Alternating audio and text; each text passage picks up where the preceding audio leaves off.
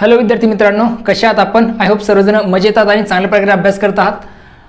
जसं मी तुम्हाला सांगितलेलं आहे की आपण स्पर्धा परीक्षेच्या दृष्टिकोनातून बुद्धिमापन असेल, अंकगणित असेल, मराठी ग्रामर असेल, इंग्लिश ग्रामर असेल यांचे आपण व्हिडिओ अपलोड करायला सुरुवात केली आहेत. तर त्यामध्ये आजचा जो आपला व्हिडिओ आहे तो असणार आहे अक्षरमाला किंवा ज्याला आपण वर्णमाला असं म्हणतो, इंग्लिशमध्ये त्याला अल्फाबेट असं म्हणतात. यावर जे प्रश्न येतात परीक्षेमध्ये, स्पर्धा परीक्षांमध्ये, त्यांना सॉल्व कसं करायचं हे आज आपण आजच्या व्हिडिओमध्ये बघणार आहोत. बुद्धिमापन चाचणीचाच हा एक प्रकार आहे. ओके, मेंटल ॲबिलिटी ज्याला आपण म्हणतो इंग्लिशमध्ये. तर प्रश्न कसे येतात आणि ते सॉल्व कसे करायचे ते आपण बघत आहोत. व्हिडिओ नंबर 3 आहे हा अक्षरमाला किंवा वर्णमालेचा. याच्या अगोदर 1 आणि 2 मी अपलोड केले आहेत, ते पण जाऊन तुम्ही बघू शकता. लिंक डिस्क्रिप्शनमध्ये मिळून जाईल. सर्वप्रथम जसं मी तुम्हाला सांगितलेलं आहे, ॲज युज्युअल तुम्हाला ए पासून झेड पर्यंत सर्व अल्फाबेट लिहून घ्यायचे आहेत. ABCD अशा प्रकारे सर्व अल्फाबेट लिहून घ्या. सुलट प्रकारे म्हणजे सरळ सरळ त्यांना नंबरिंग द्या. जसं A ला 1, B ला 2, C ला 3, D ला 4, E ला 5 अशा प्रत्येक अल्फाबेटला नंबरिंग तुम्हाला द्यायचं सरळमध्ये. म्हणजे तो काय होईल तर U 21, 22, 23, 24, 25 आणि झेडला 26 अशा प्रकारे नंबरिंग त्याला येतील. त्यानंतर उलट प्रकारे नंबरिंग देत चला पुन्हा. कशा प्रकारे? झेडला 1 म्हणा, Y ला 2, X ला 3, W ला 4, V ला 5 अशी उलट नंबरिंग सुद्धा तुम्हाला द्यायची आहे. जशी रेड कलरमध्ये मी दिलेली आहे. आणि A ला तुम्हाला दिसेल की 26 नंबरिंग आलेलं आहे. म्हणजे अल्फाबेट 26 आहेत, त्यामुळे बरोबर अशी नंबरिंग तुम्ही देऊन घ्यायची आहे. ज्यावेळेस तुम्ही नंबरिंग देऊन घेता, ज्यावेळेस तुम्ही ABCD लिहून घेता पूर्ण, तुमचं अर्ध काम तिथे संपलेलं असतं. कारण त्याचा वापर तुम्हाला काय करता येतो तर ज्यावेळेस तुमच्या समोर प्रश्न येतात अशा प्रकारचे ते सॉल्व करण्यासाठी तुम्हाला याचा वापर करायचा असणार आहे. आणि यातून तुमचा वेळ काय होत असते तर वाचत असते. त्यामुळे जेव्हा तुम्ही काय करणार परीक्षेला जाल, सर्वप्रथम तुम्ही या गोष्टी अगोदर लिहून घ्यायच्या आहेत. म्हणजे ज्यावेळेस तुम्हाला हा प्रश्न येईल तर तुमचा लवकरात लवकर काय होईल तर सुटेल. चला विचारूया, काही एक्झाम्पल्स बघूया. आता अगोदर आपण एक अल्फाबेट, त्यानंतर 2 अल्फाबेटचे उदाहरण आपण बघितलेले आहेत. आता 3 किंवा 3 पेक्षा जास्त अल्फाबेटचे उदाहरणं कसे सॉल्व करायचे ते बघूया. नियम तेच असतील. तो जो सहसंबंध आहे तो सहसंबंध, तशा प्रकारच्या सहसंबंधांमध्ये हे प्रश्न विचारलेले असणार आहेत. बघा, JVAKWBLXCMYD. तर सर्वप्रथम पहिल्या अल्फाबेटला लक्षात द्या. पहिला अल्फाबेट आहे J, दुसरा आहे K, L, M. तर J इथे आहे J आणि K. J नंतर K आहे, K नंतर L, JKL, L नंतर M, M नंतर काय आलं पाहिजेत मग N. म्हणजे काय आहे तर JKLM N. पुढचा V नंतर इथे काय दिलेलं आहे W नंतर दिलेलं आहे X, Y नंतर काय असतं Z, Y नंतर Z आहे. ओके, त्यानंतर ABCD, त्यानंतर E. म्हणजे आन्सर असणार आहे NZE. NZEचा ऑप्शन दिलेला आहे का? येस, NZEचा ऑप्शन दिलेला आहे, म्हणजे आन्सर बरोबर आहे. सहसंबंध लक्षात घ्यायचे आहेत. ओके, पुढचा प्रश्न बघूया. AACDE EGIGJM. आता इथे लक्षात घ्यायचं की A त्यानंतर C, पहिले अल्फाबेट लक्षात घ्या. ACEG. A एक अल्फाबेट सोडून C आहे, एक अल्फाबेट सोडून E आहे, एक अल्फाबेट सोडून G आहे. तर त्यामुळे एक अल्फाबेट सोडून आपल्याला पुढचा अल्फाबेट घ्यायला लागेल, तो असणार आहे I. G नंतर एक अल्फाबेट सोडला तर आपल्याला काय दिसतोय? I दिसतोय, त्यामुळे आपण I घेतलेलं आहे.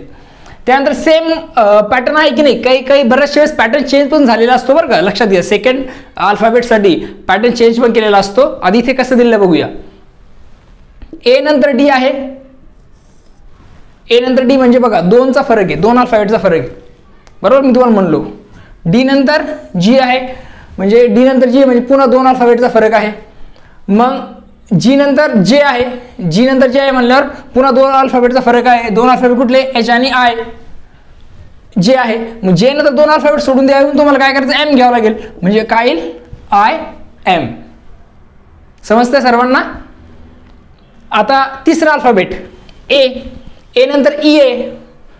A नंतर E म्हणल्यावर ती 3 अल्फाबेटचा फरक आहे. BCD 3 अल्फाबेटचा फरक दिसतोय.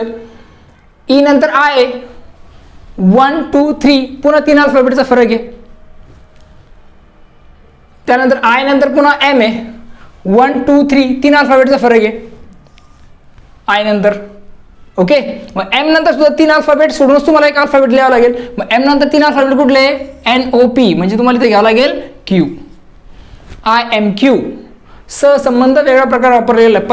पहिला जो अल्फाबेट होता, पहिला अल्फाबेट जो प्रत्येक याचा ग्रुपचा, त्यामध्ये 1-1चा फरक होता. दुसरा अल्फाबेट जो आहे त्यामध्ये 2-2चा फरक होता. तिसऱ्याच्यामध्ये 3-3चा फरक आपला दिसून येतो. तर इथे असणार आहे IMQ. IMQ हे त्याचा आन्सर आपला सांगता येईल. पुढचा आपला सांगता येईल एक्झाम्पल झड. पुढचा एक्झाम्पल बघूया काय दिलेलं आहे. ZNMAYOLB $WQJD VRIE. आता पहिले अल्फाबेट बघूया. ZY इथे क्वेश्चन मार्क आहे आणि W आणि V. तर मग बघा उलट आहे, झेडच्या अगोदर Y, मग वायच्या अगोदर काय यायला पाहिजेत? X यायला पाहिजे. इथे असेल X, कारण त्याच्या अगोदर असतं W, W च्या अगोदर असतं V. उलट क्रम वापरलेला आहे. ZY W V, X W V. इथे X आपण घेतोय. NOQR NO सरळ क्रमाने दुसऱ्या ज्या अल्फाबेटची जी काही सिरीज आहे त्यामध्ये NO P सुटला आहे, म्हणजे इथे काय असणार आहे? P असणार आहे. QR. तिसरा ML. आता उलट आहे. एक सरळ, सॉरी एक उलट एक सरळ, एक उलट एक सरळ, अशा प्रकारे अशी रचना असू शकते. बघूया. M च्या नंतर काय दिले? L च्या अगोदर काय मग? K. इथे असेल K, कारण K च्या अगोदर J आहे आणि J च्या अगोदर काय तर I आहे. उलट क्रमाने लावलेला हा क्रम. त्यानंतर A B, त्यानंतर C D आणि E. उलट सुलट अशा प्रकारचा क्रम इथे वापरलेला आहे. म्हणजे याचा आन्सर काय असणार आहे? XPKC आहे. नंबर 1चा आन्सर आपण सांगता येईल XPKC. हे त्याचं आन्सर आपल्याला दिसून येतं.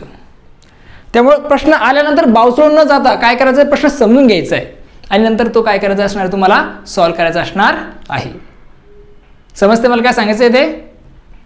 ओके. 4th क्वेश्चन बघूया. 4th क्वेश्चन काय सांगतोय?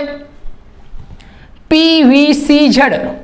पुन्हा आपण आपल्या ॲज युजल पहिल्या अल्फाबेटला बघूया. P नंतर R नंतर T. P नंतर R म्हणजे एका अल्फाबेटचा फरक आहे. R नंतर T एका अल्फाबेटचा. T नंतर V, पुन्हा U सुटलेला एक अल्फाबेटचा फरक आहे. मग V नंतर एक अल्फाबेट सोडून काय लिहिते? X. काय येईल? X. त्यानंतर VSPM VS म्हणजे -2. हे अगोदर जे होत गेलं ते +1 होत गेलं, आता -2 म्हणजे 2 मायनस करून म्हणजे V नंतर S दिलेलं आहे. बरोबर आहे. V नंतर S नंतर P साठी बघा. S नंतर P पण -2 आहे. हे -2 म्हणजे P आलेलं आहे. P नंतर -2 मध्ये जा तर M दिसेल तुम्हाला. P नंतर -2 होता O आणि P, तर M आलेले. मग M नंतर -2 तुम्ही गेला त्यावेळेस काय दिसेल? M नंतर -2 म्हणजे K आणि L, म्हणजे तुम्हाला इथे लिहावं लागेल J. पहिला जो अल्फाबेटची सिरियल होती PRTV, एक प्लसने वाढत गेलेला अल्फाबेट, आणि दुसरी जी VSPM यामध्ये -2 अल्फाबेट केलेले आपल्याला दिसून येतात. पुढं CGKO CG +3. त्यानंतर K HIJK +3. HIJ हा फरक दिसतो तुम्हाला, म्हणजे 3 अल्फाबेट सोडून पुढचा घेतलेला आहे. पुन्हा K नंतर CGKO आहे, मग इथे +3 O आलेला आहे. मग O नंतर +3 तुम्हाला करावं लागेल. तुम्हाला मिळेल इथे S. इथे काय मिळेल तुम्हाला? S मिळेल, कारण PQR ही 3 अल्फाबेट आहेत, त्यामुळे इथे काय घ्यावं आपल्याला? S घ्यावं लागेल, कारण त्या तिसऱ्या नंतरचा अल्फाबेट. ZUPK झेडच्या अगोदर यू म्हणजे किती अल्फाबेट सुटलेले आहे 1 2 3 4 -4 अल्फाबेट सुटलेले आपल्याला दिसून येतात. मग प्रत्येक ठिकाणी तुम्हाला -4 दिसून येईल बघा.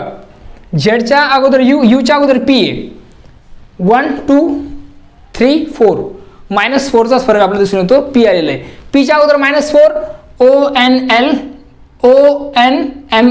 के आहे इथे. झेडच्या अगोदर यूच्या अगोदर पीच्या अगोदर के आलाय इथे के आलेलं आहे. मग केच्या अगोदर 4 मायनस सोडून द्या 4 मायनस हे करायचं अल्फाबेट तर 1 2 3 4 इथे येईल एफ. XJSF हे आपला आन्सर मिळतं इथे नंबर 1चं. म्हणजे सहसंबंधाचे प्रश्न असतात खूप सोपे असतात. अक्षरमाला येणारे हे प्रश्न असतात ते खूप सोपे असतात. फक्त थोडासा विचार करून आपल्याला काय करायचे ते सॉल्व्ह करायचे आहेत. निश्चित तुम्ही त्यापैकी काय करू शकता पैकीचे पैकी मार्क घेऊ शकतात. जसं आपण ठरलेलं आहे की मी सर्व याच्यावर व्हिडिओ अपलोड करणार आहेत.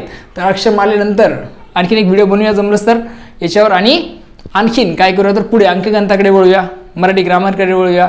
पुढचा मुद्दा आहे आपण जो आहे अक्षरमालेनंतरचा बुद्धिमापनाचा तोही आपण घेऊयात.